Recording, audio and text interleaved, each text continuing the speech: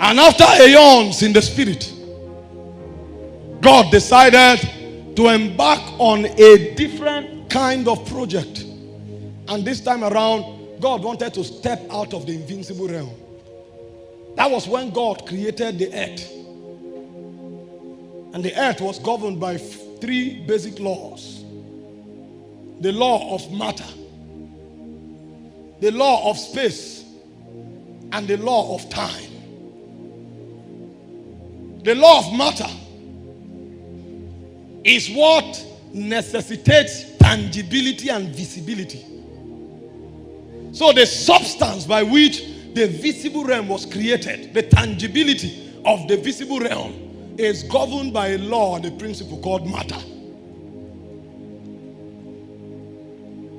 You know, before God began to create the visible realm, the angels had seen all the wisdoms of God.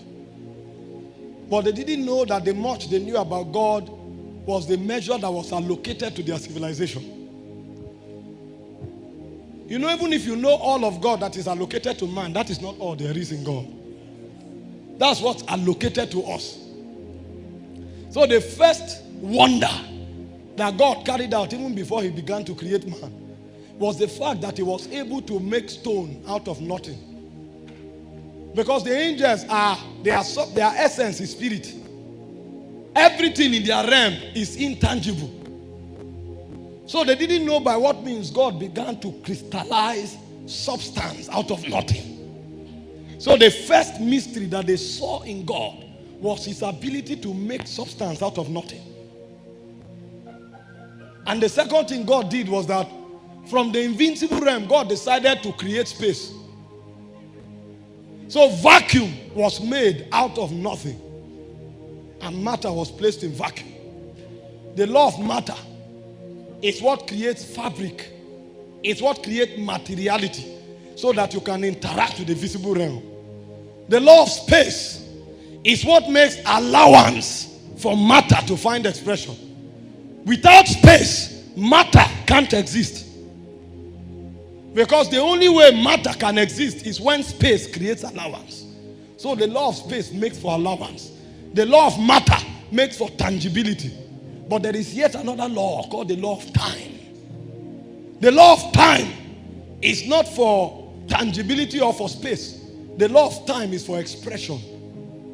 And I will tell you what expression means. Because it is on the basis of expression that the mystery of an age can be articulated. Every age has a mystery that governs it. The age that existed in the spirit before the natural age was created, the mystery that governs it is the degree to which you can manifest God. So the goal of the ages past, the mystery of the ages past, is the ability to manifest God. So when you see beings that are of that age, you identify them by the dimension of God they manifest. So Micah is a revelation of the strength of God. Everything about Micah, the essence of Micah, reveals might. Because the mystery of that age is tied around manifestation.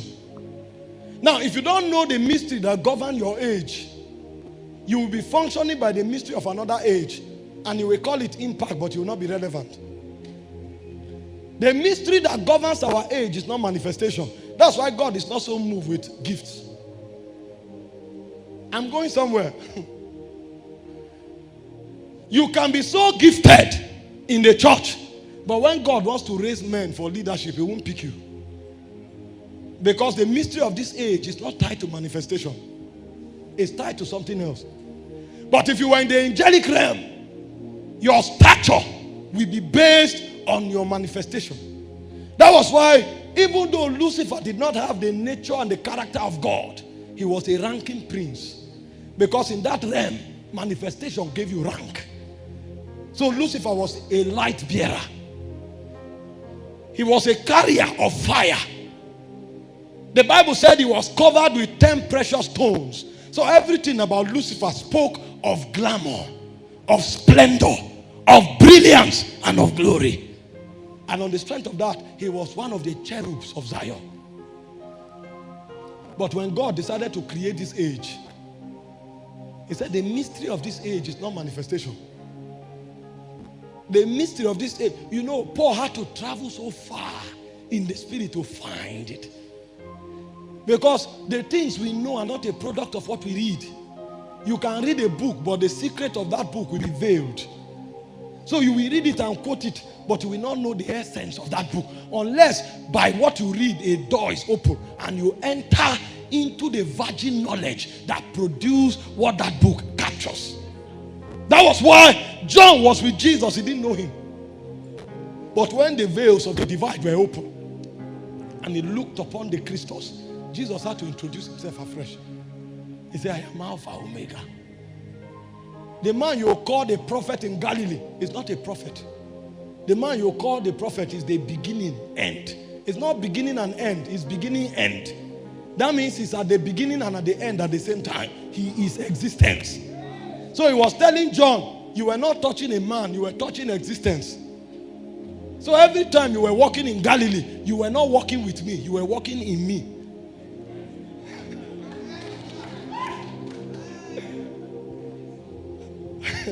That's not where I'm going. But when John traveled deep in Zion, he saw one of the ranking angels of glory. And the angel told him, do you know why earth was created? And for the first time, John was dumbfounded. And the angel told him, not only earth, even heaven. He said, all things were created for God's pleasure. So if you are not functioning to give God pleasure, you are not alive. You are dead. Because the code of existence is predicated on the degree of pleasure that you give to God. If you don't give pleasure to God, you are breathing, but you are not existing. Because existence itself will vomit you. That was the same depth Paul traveled to. And when Paul journeyed far, they brought Paul to where virgin wisdom dwells. And they told Paul, the mystery that governs your age, not earth, your age. That means the civilization of mortality. He said the mystery that governs it is that God is hid in man. So a man in this age begins to live when he can travel into the God that is on his inside. So Paul came, he said, Christ in you is the hope of glory. That means if you are in this age and you have not touched God that is on your inside, you are not part of the creatures that are on this realm. The goal of ministry, the reason God raises men, is not for breakthrough. Because you don't need God to have breakthrough. But if you begin to do business in this age, for you to strike a chord in eternity, he said you must touch the God that is on your inside. Because the mystery of this age is what? Christ in you, the hope of glory. Now, the reason he called it Christ in you, because, you know, that was not the foundation. When God created Adam, I started sharing with them in the morning, when I was trying to explain what is man.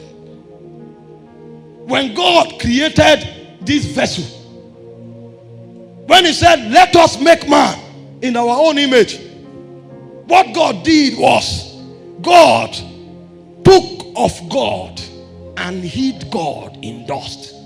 That's why it's called the mystery of the age. When God created the angels, there were certain angels that came out of fire. There were certain angels that came out of light. So their essence is fire. Their essence is light. But when God created man, he didn't use any raw material. He took God and he hid God in dust. So the mystery of this age is God hid in dust. So a man is not alive until he synchronizes with that which is locked on his inside. So the law of time, which is the law of expression, it gives you opportunity through the chronos to journey into the God that is on your inside. That's why time becomes the unit of existence. Because every moment in time is an opportunity for you to travel into the God that is hid on your inside. You don't need space to travel into God.